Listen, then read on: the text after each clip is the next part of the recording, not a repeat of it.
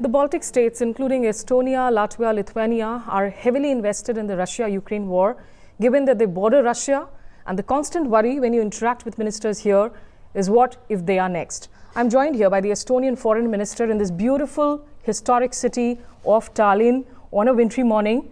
It's a wintry morning, but the temperature is constantly rising, Mr. Margus, as far as your security strategic partnerships are concerned. If I could start by asking you, under President Trump, we have seen a lot of ups and downs, highs and lows when it comes to whether it's statements on NATO, whether it's statements with allies and EU. What is the biggest challenge today for the transatlantic partnership? I used to be as well defense minister these years when President Trump was first time in office. And I can say that this pressure from US to Europe is, from our perspective, very useful because we have said already yes, that Europe must invest more heavily to defense. And that's exactly what happened in The Hague when we had the NATO summit this summer. Now all member states of NATO promised to invest at least 5% to defense during the next years. And this is very important for our perspective because we are the border country.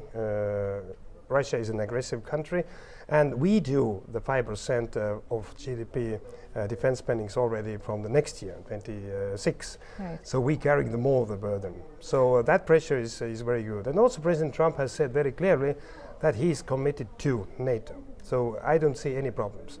We have British, we have French troops here, but also we have US troops in Estonia, Latvia, Lithuania, and Poland. And they are part of our deterrence and also military capabilities. And that's precisely what Russia has been citing as the perceived threat, that, you know, it's NATO enlargement, it's NATO membership, which is violation of the past treaties, and that's why the aggression that they NATO justify. Enlargement has never been a violation of any kind of treaties. It's one thing.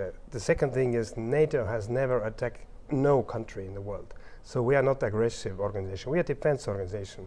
I can say you that without NATO and European Union membership, we couldn't have this interview here in free Estonia. We would have been already occupied by Russia. So this is fake news. This is a fake narrative what Russia is trying to explain, that NATO is an aggressive. No. What we see 2008, Georgia still occupied 20%. We saw 2014 Ukraine, and now 2022 full-scale war in the middle of Europe. What we see is that these countries who are neighboring countries for Russia and not too strong, and they declare neutrality or they don't belong to NATO, Russia is having the green light to go in and have an aggression. And this is something we don't want to have. You know, we are constantly hearing a phrase from you that we want a just peace, a sustainable peace. What is a just peace? Does it really look possible? Does it really look possible that peace can come without cessation of territory from Ukraine? Of course, it will be for everybody's interests that Russia will throw their troops back, and also that the territorial integrity principle must be in real life in action.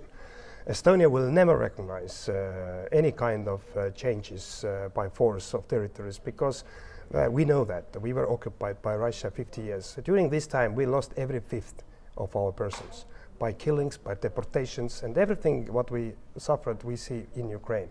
So we'll never do that. But of course, reality is different.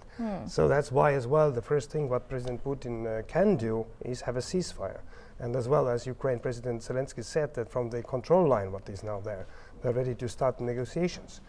But we don't see the change of goals from Putin's side. Just the last two questions. I mean, you know, sticking with this question, do you feel like Ukraine has been led up a rosy path, President Zelensky and Ukrainians, by whether it's Americans or the Europeans, that he could have won this war? Because at the end of the day today, what the Americans are discussing with Ukraine, the so-called peace proposals on table, the discussions that Steve Witkoff, Jared Kushner are having in Moscow, it does make believe that at the end of the day, Mr. Zelensky will have to give up on a lot of ground and a lot of, in fact, preconditions to have this ceasefire or this possible peace. I think that if we would have been more precise and decisive after 2008 when Russia attacked Georgia, then Russia wouldn't start the aggression against Ukraine in 2014. But even then, we didn't give any kind of security guarantees for Ukraine. We signed the Minsk agreements. They were just on the paper. And this is like a proof that Russia will continue, and they continued 22. And now the question is, how can we change the course of Mr. Putin? Because his plan is to restore the Soviet Union. He said it very clearly in 2007 in Munich Security Conference, and he's really actively fulfilling this plan. And this is the main goal.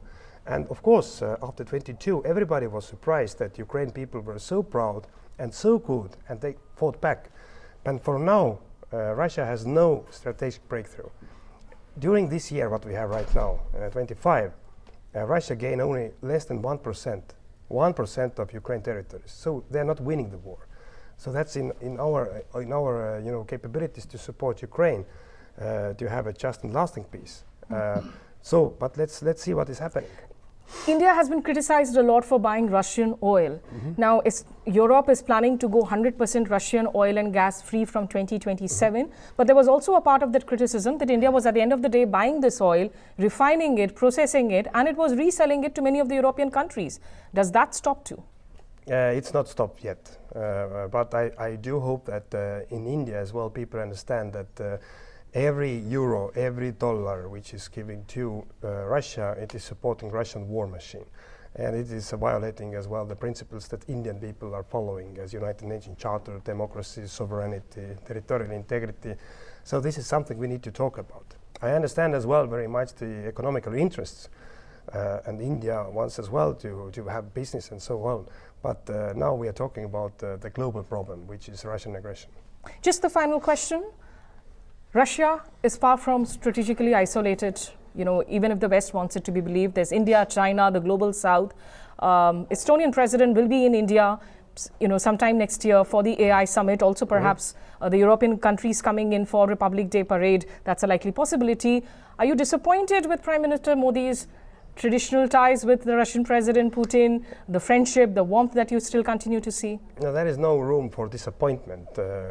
We understand as well why India is doing one or the other things. India can do whatever because India is a big and independent country, but our duty is to explain as well that aggressive Russia is an existential threat to us, not only for Estonia but for Europe.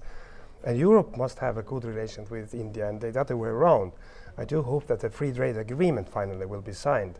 But if you have an existential question, which is always coming first, so we need to explain as well Prime Minister Modi and Indian people that why Russia is a problem for us.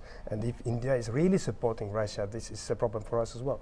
Thank you so much for speaking to us. So clearly, India defines the Russia-Ukraine war as a war that is at the European doorstep, but there's a lot happening and on the India-Europe front too here in Tallinn. I'm Smita Sharma. Thanks for watching.